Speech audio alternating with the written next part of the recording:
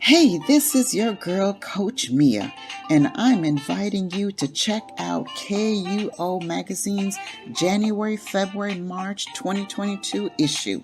We're celebrating Women Rising and Reaching Back, featuring Nigerian storyteller, story teacher, and creativity coach Doris Ariel on the cover, along with 5 other amazing women who are an author, an advocate, life coach, self-empowerment educator, 2-time breast cancer survivor, and there's so much more inside this issue to see.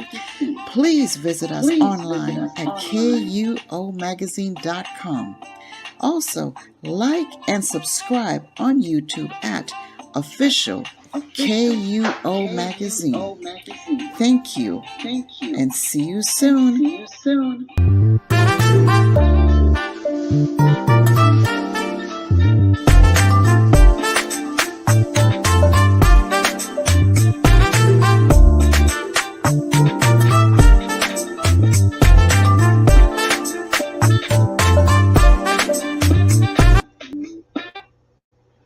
Hi, I'm Coach Mia, and thank you all for tuning in to Season 1, Episode 1 of KUO Magazine Ribbons of Survivors 365 documentary series of Warriors of Hope and Courage. Please don't forget to subscribe and like us on YouTube at Official KUO Magazine. There you can watch all our current and previous shows. In March, we celebrate Women's History Month, as well as today, we bring attention to multiple myeloma awareness with a special woman who embodies hope and courage as a warrior. I am your host for this evening, coming to you from Ocoee, Florida. On March 30th, myeloma patients around the world declare its International Myeloma Action Awareness Day to bring awareness to the disease, to advocate for early detection, to improve treatment options, and to seek further research to find a cure for the second most prevalent blood cancer. Now let's talk a little bit about myeloma cancer. For those who are not familiar with myeloma cancer, it is a type of cancer that begins in the plasma cells, a type of white blood cells important for a healthy immune system. There are a few factors that increase your risk. Age. Most people with this cancer are diagnosed in their 60s, although it is possible to get multiple myeloma early in life. Also, we look at family history. Having a sibling, parent, or other close relative with the cancer can increase your risk. Gender. Men are slightly higher risk for this cancer than women. If we look at race, African Americans tend to have higher rates of this disease. Although it is still relevantly rare, Asian Americans are least likely to get this cancer. And finally, M protein. This condition is when you have too much abnormal protein, called the M protein, in your bone marrow and blood. The M protein is rare, and the risk of that will turn into multiple myeloma is only 1% each year. Now, when it comes to the Leukemia and Lymphoma Society, LLS, it is at the forefront of the fight against myeloma. We have seen significant progress over the past decades, with new therapies resulting in overall survival. Their vision is to transform treatment and care for all those impacted by multiple myeloma. Before we get into the specifics of this evening, Let's take a quick break, and when we return, I'll introduce my guest, Joan Edghill, as she shares her fondest memories of growing up in Jamaica, England, and now living in the United States. We'll be back in 30 seconds. The Jamaican American Association of Central Florida proudly presents Jamaica's 60th Independent Scholarship and Debutantes Award Gala on August 6, 2022 at the Rosen Plaza Hotel from 7 p.m. to 1 a.m. Guest speaker will be Dr. Dwayne Dice, CEO of Education Solution International. Co-MCs are Mr. Lewis Witter and Miss Adriana Clark of Caribbean Rhythms Radio. Dinner served at 7:30 p.m. Music and dancing by DJ Charlie Brown and Caribbean Groove Band. Tickets are $75 by calling 407-467-1741 or 321-439-2130 and also 407-292-3719. Join us for a night of excellence and elegance as we celebrate Jamaica's Diamond Jubilee. For more information, please visit online at www.jaaocf.com. Welcome back. I'm delighted and honored to introduce my dear friend, Joan Edghill. Born in Kingston, Jamaica, West Indies. Both parents are Jamaican, primary African American, English, and Scottish heritage. She's a mother of 4 children. She has a bachelor degree in business administration and earned her master's degree in elementary education. She's on the executive board of the Jamaican American Association as the entertainment chair, fundraising, community outreach. She's a multiple myeloma survivor and KU Magazine's 2019 Ribbons of Survivors Multiple Myeloma ambassador. Joan, welcome to Warriors of Hope and Courage show. Thank you so much, Mia. Thank you for this opportunity to talk a little bit about my life and about my journey with multiple myeloma. Thank you. I just want to say thank you for being here and being able to share your story. Now, I want to go down memory lane and talk about, growing up in Jamaica as a young child, England, and now you're residing in the United States, the beautiful sunny Florida. Tell us about that. Okay, I enjoyed life in Jamaica. As you can imagine, it's such a beautiful country, a tropical country with palm trees and beaches, and everything was lovely as a child. I enjoyed myself immensely there. But there came a point when my mother moved to England. And I remember when I got to England, I just could not understand. Why would you want to leave this beautiful island of ours to live in a country that at that time it was very cold, it was foggy. This was in the 60s. And it was just so different, so overcast, and the buildings looked different, the homes looked different, just everything was a culture shock. So I wasn't happy in the beginning. And when I first got to England, of course, there weren't so many of us. So we did have some racism and prejudice. We were called names, me and my cousins, we were called names like gollywogs and, the N-word and so on. But after a time, that changed. And we became used to it. And I actually got to like England. I grew up and I got married there, and I had my 4 children in England. My sisters, too, were all born in England. So I was the only one who was born in Jamaica. I definitely understand where you're coming from because, I left Jamaica when I was like 6 years old.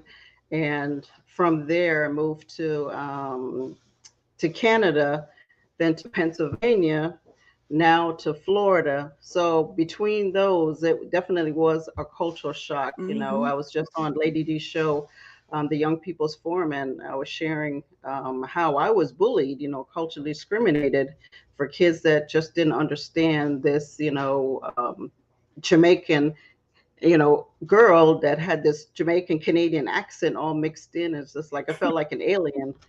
But as time goes on, it got better. But I enjoy being here now in Florida, and Yes. where our culture is more diverse, and people are now loving the Caribbean culture, and have a better understanding, and educational wise about it.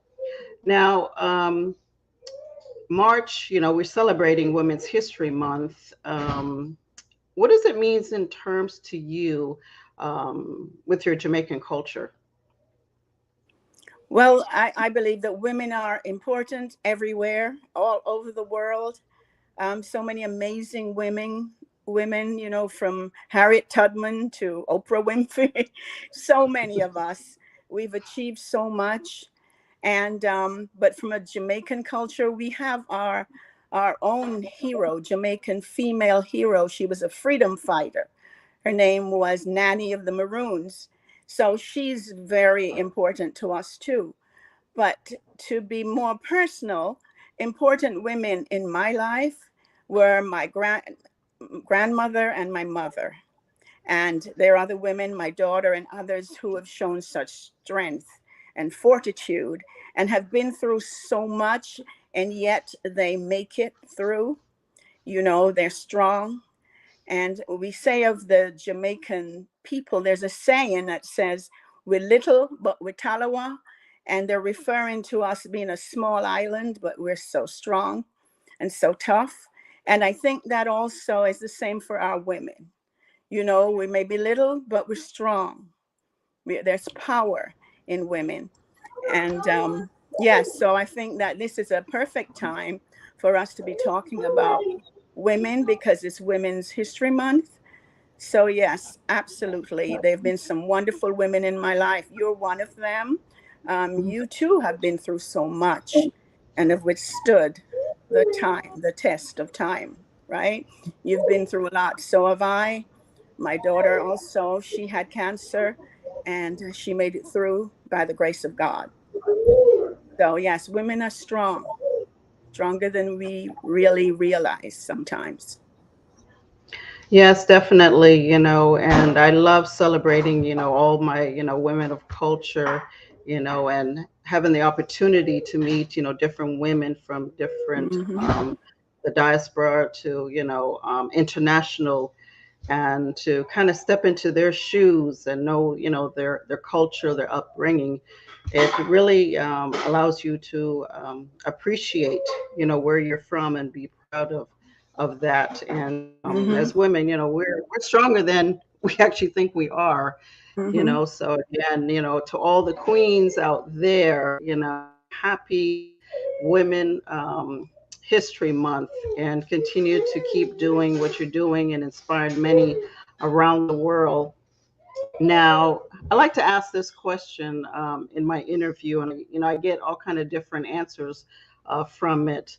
But for those who may be embarrassed or shunned away from, where they came from, and now have adopted the American lifestyle, from your observation, has the culture inspired America, or has America inspired the culture?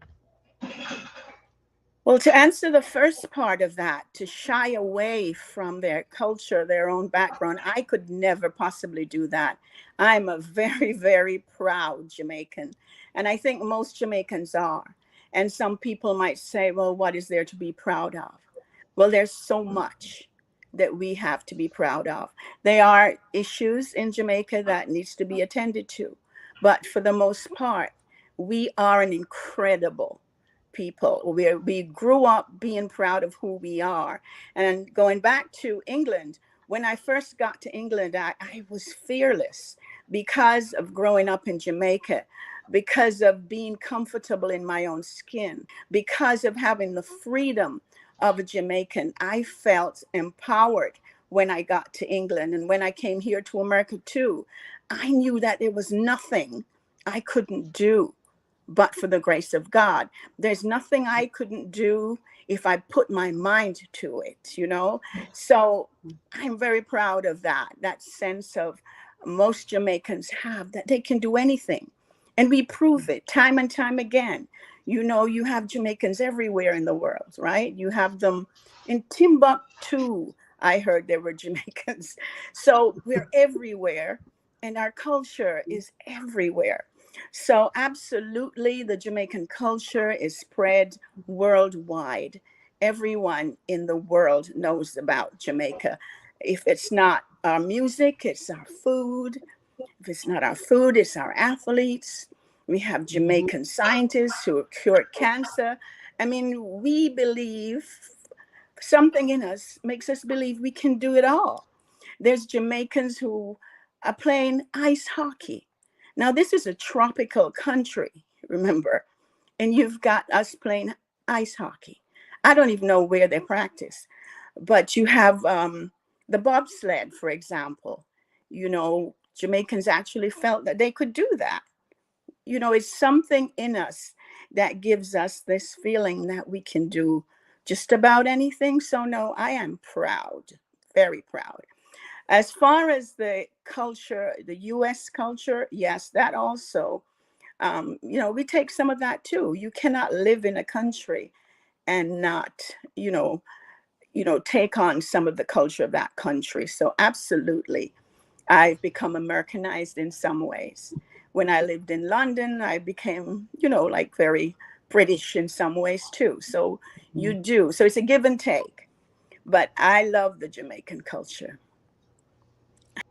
Yeah, when it, comes to the culture, I know when I first came here, we had to go to a Caribbean grocery store to get certain things. And now you're seeing, so many products, whether it's from Walmart to Publix and stuff. So it's nice to see that how we've grown over the years and expanding the culture here, all over the world that.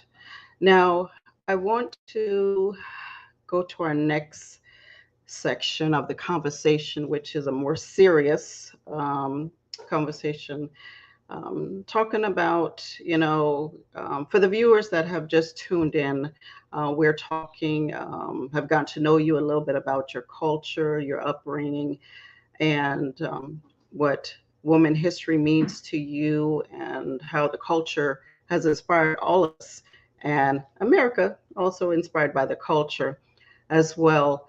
Um, Now, you're living here in Florida, you're enjoying, living your best life with your family, and now you started to experience unexplainable symptoms. What was the moment when you realized that something is wrong with my health? Can you please share? Yes, there were some red flags prior to that moment. I look back now. In fact, a friend reminded me just today that I was at a function and I love to dance. And I was dancing and I said to her, I can't do this. My bones, I can feel as though my bones can't hold me up. There's something wrong. And that was about maybe 2 years or so before I was diagnosed. So I think it started gradually, but I didn't realize. When I really honestly realized was in the early 2018. I was going on a cruise and we went to the beach before in Miami before we went on our cruise. I didn't go in the water. I don't like the water that much anyway. So, but I could barely get up when we were to leave. I could not walk from the beach to where the car was parked. And I was like, something's wrong with me. This is not normal. I couldn't breathe. I had difficulty breathing and I just couldn't make it. it was so bad that they had to get a cab to take me back to the hotel, and the others went and got in the car and went home. But some stayed with me, and we got a cab. We went on that cruise, and while on the cruise, the same thing was happening when we stopped off at one of the, the islands that you stop at. I was the one who needed a cart or someone to take me from one place to the other. I just couldn't walk. And some may have thought I was being lazy, but I knew I just couldn't. Something was wrong. Came back from that cruise, and I went to see my doctor and told her about it. And I like to diagnose myself. So I said, I think it's either my heart or I have COPD. She said, okay, Joan, I'll do some blood work on you. And she did that. And while I was in the store one day, I got a call from my doctor, and she said, Joan, I need you to take this lab test again. And I was like, why? And she's like, don't worry. Don't be concerned. I just want to be sure. So that's when I knew, well, something was up. So she did the test again, and then she called me in, and she said, Joan, you have a protein in your blood. She was very straight with me. M protein. It has other names, which I can't pronounce properly, but M protein, that you should not have any of this in your body, and you have quite a lot of it. And she said, actually, it usually points to a type of blood cancer. But she said, I'm not an oncologist, so I've contacted one for you. Here's his number. Give him a call. So I'm like, I can't believe this is happening, of course. So I leave and decided to put it out of my head. I just couldn't even imagine having cancer. So I was like, no. So I went back to teaching. I was in school. And one day the doctor called me because I guess he realized I wasn't calling him. So the office called me, and they're like, Miss Edghill, you really need to come in. It's important. I urge you, please. And, they encouraged me to come in. So I decided to go. But I went and told no one. So absolutely no one knew what was going on. And so I went. It was the day before my birthday, actually. And he looks at me and he goes, oh, you look good, with kind of shock. And I remember thinking, what's wrong with him? What's that supposed to mean? And he goes, who's taking care of you? I'm like, taking care of me? I said, I'm working and I'm living on my own. And he said, not for long. Well, that scared me. I was like, what is wrong with him? So anyhow, he told me I needed to come back and get a bone marrow biopsy, because that would prove for sure that it was multiple myeloma. But he said he thinks it is because I had like 6,600 of these M proteins, which is like the highest stage of multiple myeloma, So he was convinced it was, but the biopsy would be an absolute certainty. So I went off the next day at my birthday party, still told nobody because I didn't want to ruin it for everyone. So I had a nice time. But then I had to tell my daughter in the end, because he said with the bone marrow biopsy, you can't drive home. I'd be fuzzy, dizzy. So I had to tell her. So she took me, and I had that done. And then a week later, I said, okay, it's time for the results. So he told me to come in. So I went in, and I was going to go by myself. And my daughter's like, no, you can't. I'm coming with you. So she came with me, and he said, yes, I was right. You have multiple myeloma. And, you have a very high amount of these proteins. So it's in that last stage. So he said, don't worry, though. We can treat it, he said. So my daughter said, well, what if she decided not to take these chemo, because there was a regimen of chemo to take? He said, well, I give her 18 months tops. So we said, okay, I guess that's it. We'll do it, So I was on a chemo called Velcade. I was also supposed to take another chemo called Revlimid at the same time. And I was also supposed to take steroids. So to start with, he put me on Velcade and steroids. Did you want me to go into all of this right now? Well, we'll get to that in just a minute. Okay. Okay. But I want to go back to because I'm thinking back to Hmm. uh, 22 years. I'm 22-year breast cancer survivor, and hearing that news that I call it the big C, Hmm. um, cancer. I think I blacked out, and I was kind of like, okay, what did you just say? So he repeated, and I said, again, what did you just say? Because it still didn't comprehend to me. So for you, what was the mindset, the thoughts, the feelings that was, hit you when you first heard, you have the big C? Well, after the initial shock, I think I did have some sort of denial. Remember, I told you Mm. I went back to work, acted as though nothing happened, didn't think about it anymore, didn't talk about it, just kept going and pretending. I just couldn't accept it. I'll be honest. I think that's what it was. I couldn't accept it. So I just kept going as though there was nothing wrong. So for me, yeah, it was definitely a total shock, but there was a great deal of denial in the beginning for me. Yeah, I definitely experienced that as well too. And I think I blame God, I blame the world, everybody that I could possibly blame, because I felt that my childhood, what did I do to be cursed with this, with cancer? Because I've always been healthy, ate right, did everything, and I was like, boom, this come about. But now let's talk about the treatment process, like the chemo. Did you receive radiation? What are some of the side effects did you experience? Can I just quickly say about blaming God? Hmm. Is that okay to answer that part? Sure, sure. Okay. I didn't blame God, but I questioned God. I have so many questions. I was like, why? Why me? What did I do? I am Yeah, thinking I'm a stronger Christian now than I ever was at the point where I got sick.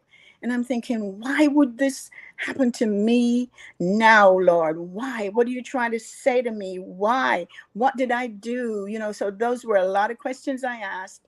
And then I turned it around and I said, I got to say to myself, why not me? Because I'd known so many wonderful, beautiful people with cancer. Some of them had died. So I'm like, what do you want me to learn from this? Was the way I turned it around later. So now to answer your question about the treatment, I was given a chemo called Velcade. And with Velcade, it was injected into my stomach. So I had to go periodically to the cancer center to get that done. And I was also supposed to be on Revlimid, as I told you. And they put me on steroids, which kind of blew me up. But you need the steroids as part of the treatment. The steroids give you strength because you're so weak. My body was so weak. Um, but I did not react well to the Velcade. So they decided to hold off on giving me the Revlimid. So he was really concerned because now I'm only having part of the medicine. And then things got worse. I couldn't tolerate the medicine at one point. I couldn't eat anything. It was as though I would taste the chemicals in my mouth every time I ate. Even I couldn't even drink water. So it came to the point where I ended up with an ulcer, ended up in the hospital because it was ulcerated stomach and the pain was so awful. They had to give me like the strongest painkillers they could possibly give you for that pain. So I've been through a lot leading up to my getting well, but ending up in the hospital was a pretty bad one. And he got afraid. My doctor said, what am I going to do now? You cannot tolerate what I'm giving you. You're only getting half of what you're getting. And he had to cut it down even further. So this troubled him that my cancer wouldn't go away as he wanted it to because of that. But he ended up cutting it and giving me a lower dose. And nonetheless, God is so good that it still worked. And each time I went in, he would be surprised to see how the cancer was going down, even with a lesser dose. And so over a period of time, the cancer began to, the proteins, I guess, in my body began to go down and down to the point where they were able to give me a stem cell transplant. So, and that was his aim from the beginning, that I should, I was a good candidate, he thought, because they will do that if you're otherwise healthy, apart from the cancer. Then they always recommend that you do a stem cell transplant. And this transplant was my own stem cells. So I went to Shands Hospital, and that's where they performed the transplant. Having a little bit of difficulty. Oh, there you go. Sorry, can you hear me? Yeah, we somehow the internet, we just paused here for a moment. So yeah, go back to the transplant. Okay, I went cells. to Shands Hospital, where they performed the transplant. I had a wonderful doctor there, Dr. Wingard, amazing. He and his staff, and they used my own stem cells. But before they could do that, they gave me another chemo. Now, this chemo is the really strongest chemo they could find, and that kills every cell in your body. And they had to do that. So in order to kill all of my bad cancer cells, they killed every single cell, all my good cells. And my hair fell out, so I just had it shaved because it had fallen out anyway.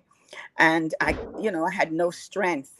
So I had to stay in bed, because to get up, I might fall.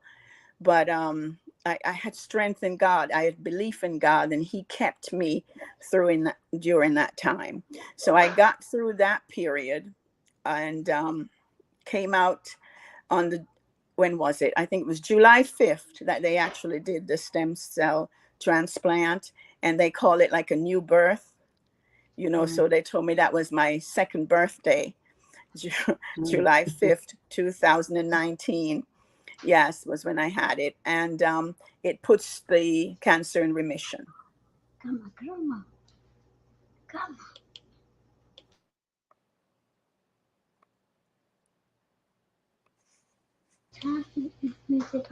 Now, did you receive any support during that time, attending like any group therapy? Group therapy was offered, but I want to say thank you to my family and to my friends. I had such tremendous support from people who loved me, from people who cared about me, from people who were there. I had friends and family who came to Gainesville and stayed with me because I needed that. I needed people there. I had my daughter who she put together like a spreadsheet, and she had different people, friends and so on, who would come and see me and visit me and stay with me and love on me. And my church family prayed for me. And the Jamaican American Association made a special collection of funds to help me. I mean, it was just amazing how much support I got from family and from friends. So yes, they did offer me support help,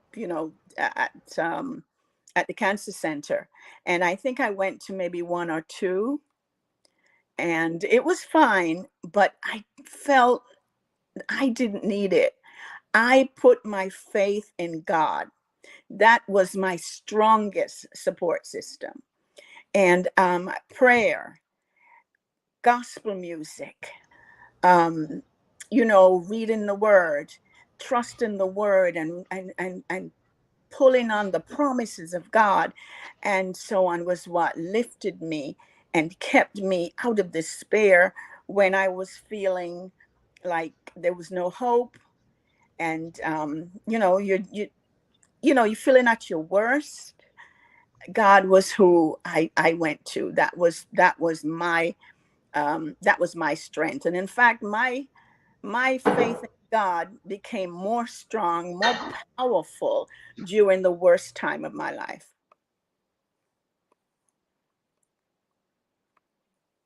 It's definitely important to have that support system, with, family and friends to get you through, because Mhm. it is a difficult time, and especially, what we endure, taking the chemo, being sick, and sometimes you feel like you're at death's door, that you don't have the Mhm. strength to get through it and continue, and stuff. I know many times, I had thoughts of suicide.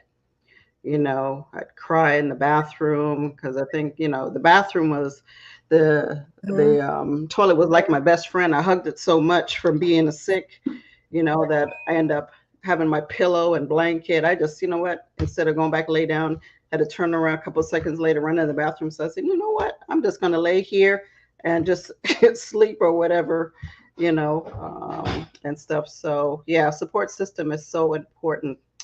Now, we're going to take a quick break, and when we return, Joan is going to share some of her self care regimen, some nutrition tips, and also how she maintains mindfulness. We'll be right back in 30 seconds.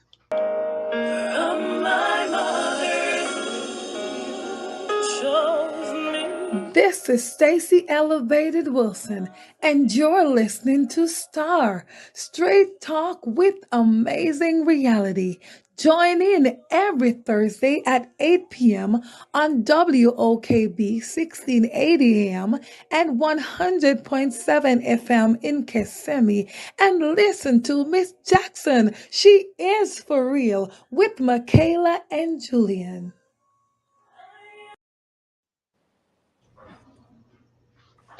Welcome back, everyone. Again, for those of you that might be just joining us, my special guest is Joan Edghill.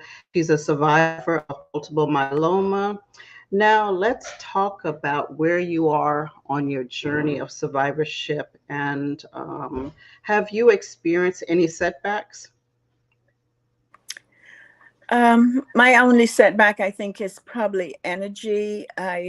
Don't feel as strong as I did prior to being sick, and I know my limitations. I mean, I'm fine doing everyday things, but I find if I try to exert myself just a little bit, then I'm out of breath again, and it bothers me that way. So, for example, if I'm push and pull, like doing the mopping the floor, or going up and down the stairs, those things, I'm usually out of breath, and I can't stand for a very long period of time. But apart from that, I am great, and I'm so very grateful to God. I really am, that I'm still here. I'm still fighting. I'm still making it by the grace of God. So I have a lot to be grateful for. Yes, definitely. Now, I know during our survivorship, we still have to maintain, some type of prevention and wellness. What are some of your self care regimens that you do to maintain mental wellness? Well, mental wellness and emotional wellness, again, as I said, it's the word, it's my church family, it's spiritual for me. It's trusting God, it's believing, it's knowing that He is in full control of everything, and that everything is in His hands, and that He loves me. So that helps me mentally. um physically, I have not given up a lot of foods. I know there's probably some things that they say you should, but my doctors didn't tell me that I needed to give up anything. But I definitely have given up soda. That I don't touch soda anymore. But apart from that, I eat a little of everything, that I always ate. I used to indulge a little too much in ice cream, so I've cut back on that. I still eat it, but not as much. And I take a lot of supplements, so in addition to my any medication I might have, I've added multivitamin, vitamin D, vitamin B plus, the B complex, CoQ10 is something I decided to start taking, and it worked for me because in the beginning I would get a lot of pains from taking the chemo, a lot of pain in my legs and my feet and in my hands, and they were even worried that we might not be able to use our hands sometimes through some of the medication I was on. But I found that CoQ10 helped me a lot with the pain. I take something called Juice Plus as well. It's like a supplement of fruit and vegetables in a tablet form, and it's another means of getting the right vitamins and so on into your body. So those are some of the things I've done. Did you, talking about nutrition, were there any foods that you became allergic to? Because I remember, after chemo, food that I used to be able to eat, now I have allergies to them. Did you experience any of that, or is there any foods that you can't even eat anymore that you don't even have a taste for? But now maybe allergic to, but you just don't have the taste for it anymore Yeah. because of the chemo. Right. I'm so blessed with that. Like I said, I had this reaction in the beginning where I couldn't eat anything because everything just tasted so disgusting. But I have allergies, but my allergies are more environmental. I'm allergic to plants and things like that, and animal dander. But I'm not allergic to food, so I'm lucky in that way. I did think for a moment I might be allergic to gluten, but I took a test and they couldn't find anything, find that I was allergic to that. So I've been blessed in that way that there was no food that I can think of that I no longer could eat. I decided though to stop drinking soda because I just thought it was a waste of, Yeah. so that I decided to stop, but I wasn't allergic to it. So I was blessed in that way. Now, along with, having a positive mindset and eating nutritional diet, did you do any like physical um, activities, um, walking, exercise, anything like Why did you ask me that? hey, walking around the house counts as, hey, I can't exercise tell a lie. I'm going to in my be book. like, I cannot lie to anybody. I just don't like exercise. Please, God forgive me, but I don't. So, no, I'm not really. I did join the gym and I went Mhm. for a little while and I'm hoping to start again. But exercise has never been my forte. I've never been one to exercise, and I'm not boasting. I'm thoroughly ashamed of it. But it's just not my thing. But I'm going to make a concerted effort to exercise more. Yeah, I feel you on that. I don't like going to gyms. I don't exercise, but I do like go walking. I walk in the Good. neighborhood. Me and my granddaughter will go walking and stuff. So just getting that fresh air and enjoying all that vitamin D and exposure to the sun and everything. So yeah, that I can do. I can enjoy that. I can take Good. my Good. time and walk. But even with my condition, the lymphedema, cellulitis in my arm, I can't lift weights and things and stuff like that, Right. which were triggers for me to put me in the hospital. So walking is perfect. And Yes. walking around the house, from the room to the kitchen, and you Yes. know, so I'm cool. I'm cool with that. Yeah, good. I recommend it. I mean, walking is probably the best exercise there is. And even though I don't do it, I absolutely recommend it. I know it's good for me. And I'm going to try. I get Yeah, and tired it's though. also, good for our heart as well too. Mm-hmm. Absolutely. But yeah, I walk around the house. That's about it for now.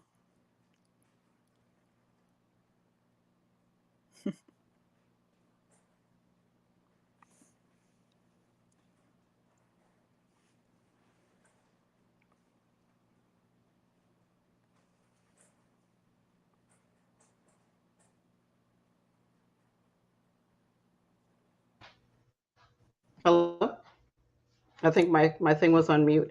Yes, I Um, can hear you. Now that you're very spiritual, do you feel that your faith is even more stronger um, from what you've gone through today? Absolutely. It started actually in 2013 when my daughter was diagnosed with cancer. And at that point, I just felt like I was going to fall apart because I think it's even worse when it's someone you love because you're not actually physically feeling it. They are, and you just hurt so much. My heart was really broken with her getting sick. And I remember deciding, like, I'm going to just trust you, God. So I would read Psalm 91. It's a very powerful psalm. And I would, after each verse, I would say, Lord, I choose to trust you. And I kept doing that until, you know what? One day I did trust him. It grew. My faith grew. My belief, my strength in him grew from doing that because I knew in my spirit that I wasn't very strong in my faith. But going through that with her strengthened me and I think prepared me for my own test. But going through it with her, absolutely, I started to feel a closeness to God that I hadn't had before, and a belief and a strength, and just knowing that it didn't matter what happened. I didn't want bad things to happen to me, but I knew it didn't matter, that he was going to be with me through it, and that I would get through it on the other side, and that he would never leave me nor forsake me. And all those scriptures that I'd read would just come into my mind and into my head. And certain songs that you hear on the radio would just encourage me. And I have a home team group of ladies who we meet and we have fellowship together and Bible study together. And then I had prayer meetings that I would have as well, a prayer group on a Wednesday. So there were so many things that helped to build me. But what was meant to break me, I keep saying, made me strong. And I think that happens a lot. If we persevere, the things that are meant to break you will make you stronger.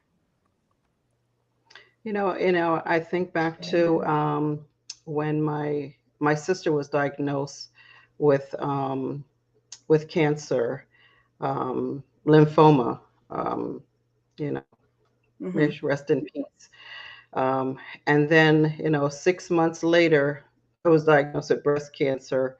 So my mother's dealing with, her oldest child and her youngest child at the same time, and stuff. And, and I look at you and Denise, and I think, with her being diagnosed with a breast cancer, that it kind of prepared you Yes. ahead of time, not knowing this was something that was going to happen to you Right. as well. And Denise, of course, she's our 2014 Ribbons of Survivors breast cancer ambassador as well. And at that point, I didn't even make the connection that you are mother and daughter. I Yeah. knew you and I knew her. Like, it just Separate. didn't click, you know. Small So world. yeah, yeah. So I think Yeah. that's a blessing aside that, supporting her, what she went through. And then now Yes. the table is flipped. Now your daughter is supporting you, Amen. that Yes. journey. And now you guys, I think, probably have a deeper, relationship, that bond of, Yeah. in cancer survivors. Yes. Which, Absolutely. Yes. Yes. I don't call enough, but she knows I love her more than anything. So yeah, now she's a yeah, trooper, and I she see on is. Instagram, and her and her husband Noel, and she's living her best life. You wouldn't Yes. even think this Yes. girl went through cancer. Amen. What 6 years now? 6, 7 years now. I think it's more than So that. I think it's around like 2013, maybe like almost 9 years, isn't it? Time flies. wow, So it's been a while. yes, It's been a while. And she's been through it, ups and downs. You get these reports from the doctor. Oh, we think we see something. You know how they do that. We're not sure of the yeah, thing. So she's been through a lot of that, but God has kept her. mm, And she too, I'm sure, has realized that she's stronger than she ever imagined she could be.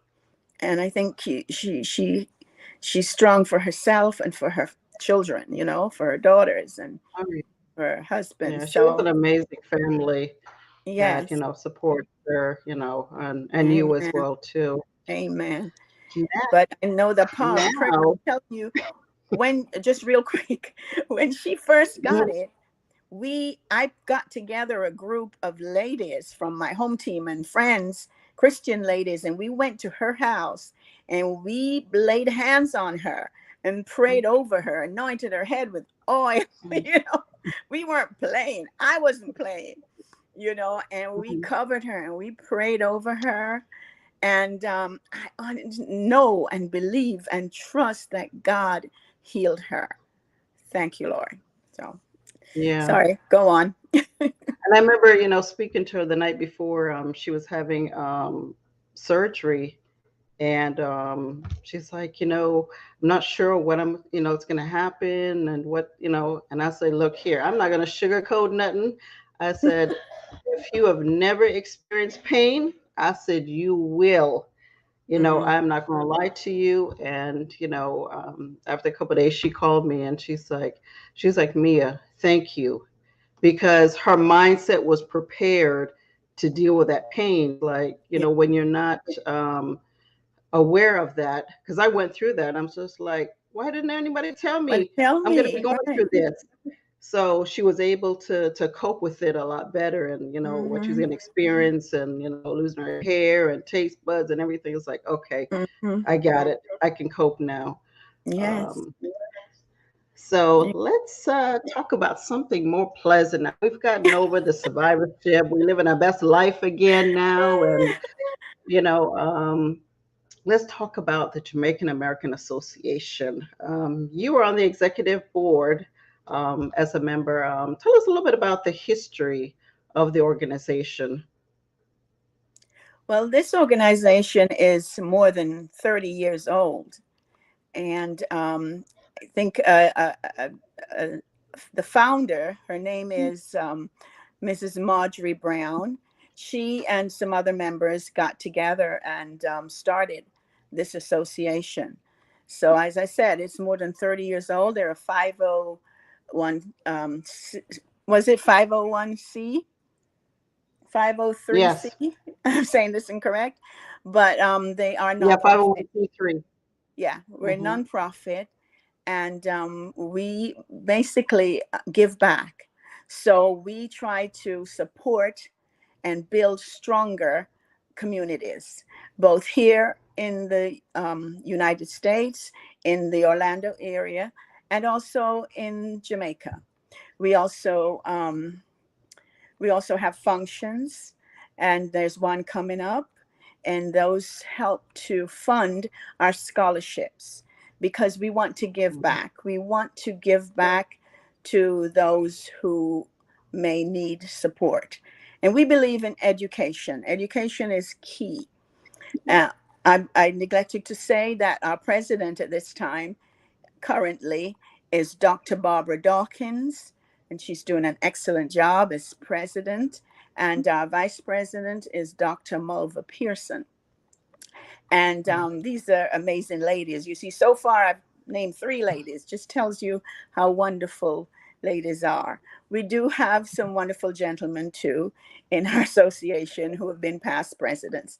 But as I was saying, our main um, our main focus is education.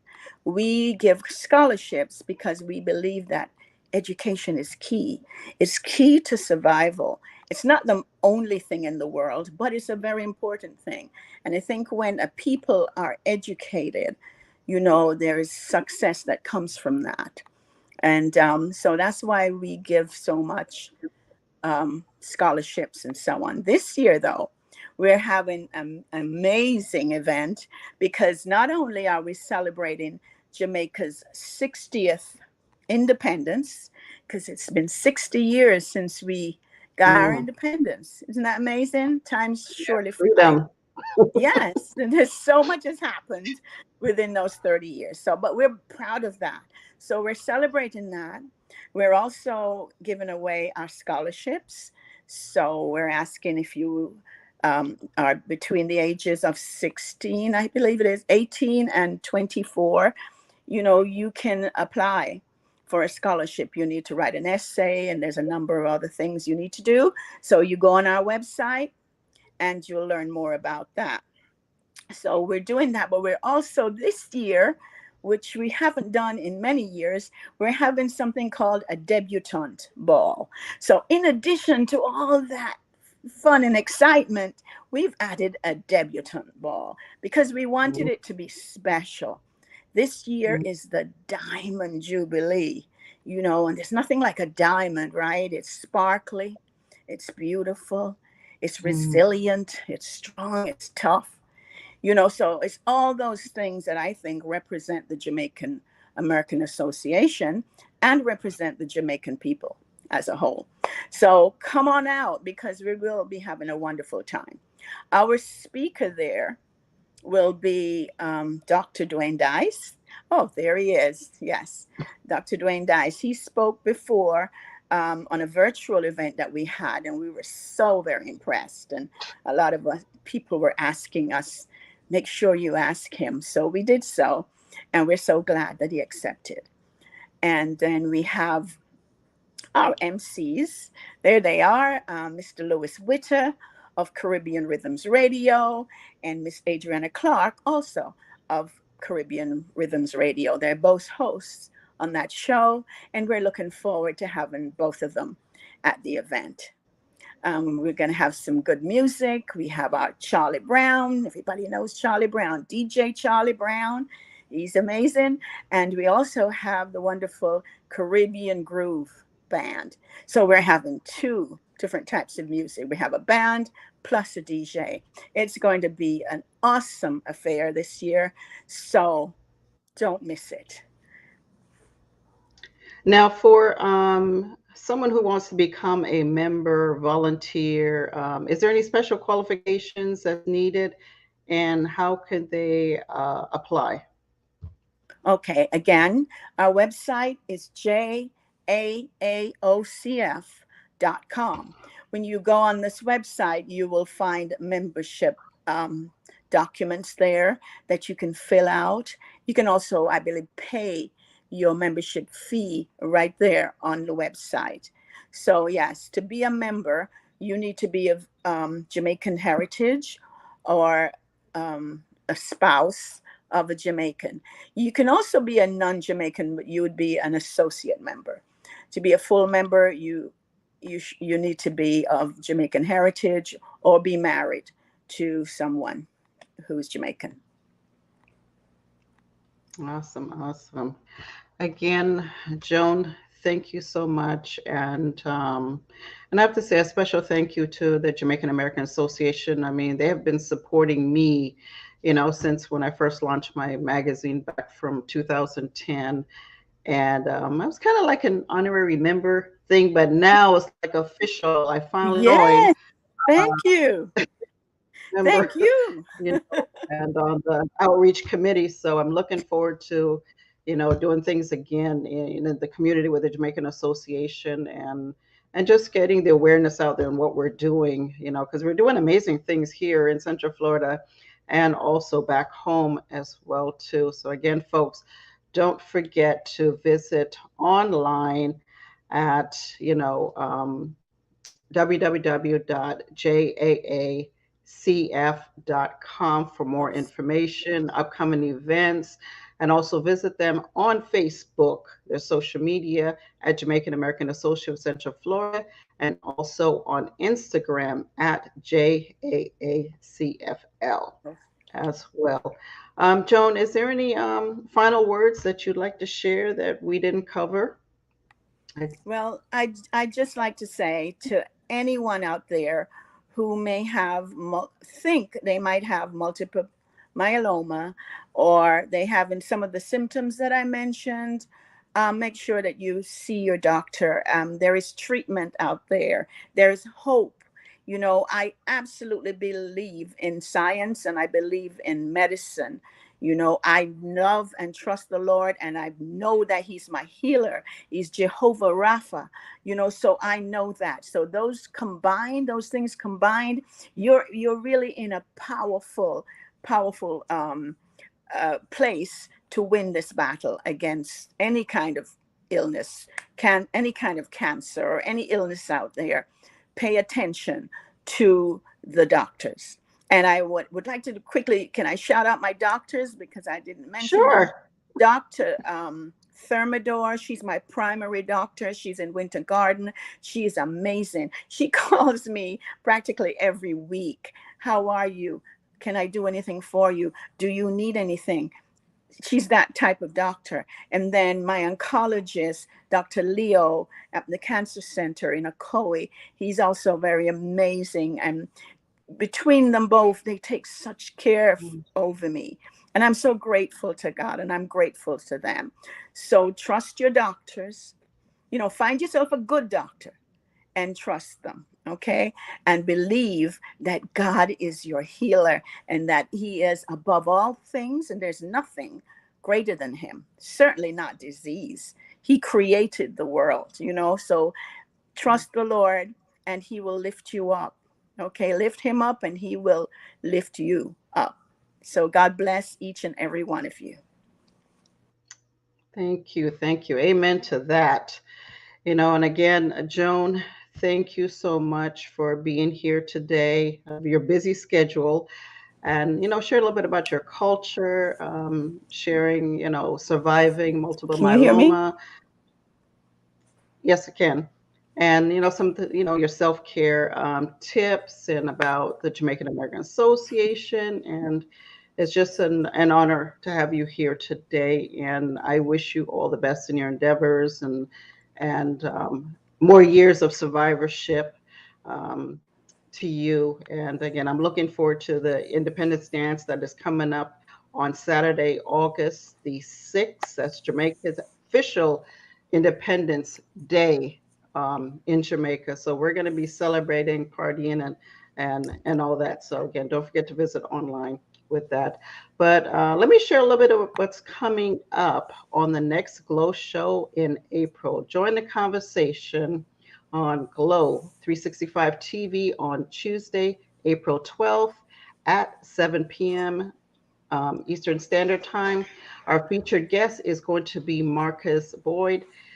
For Autism Awareness Month, he shares beyond the pages of his life, and you'll discover he's a 4-time award-winning autism activist, 13-time award-winning music producer and composer.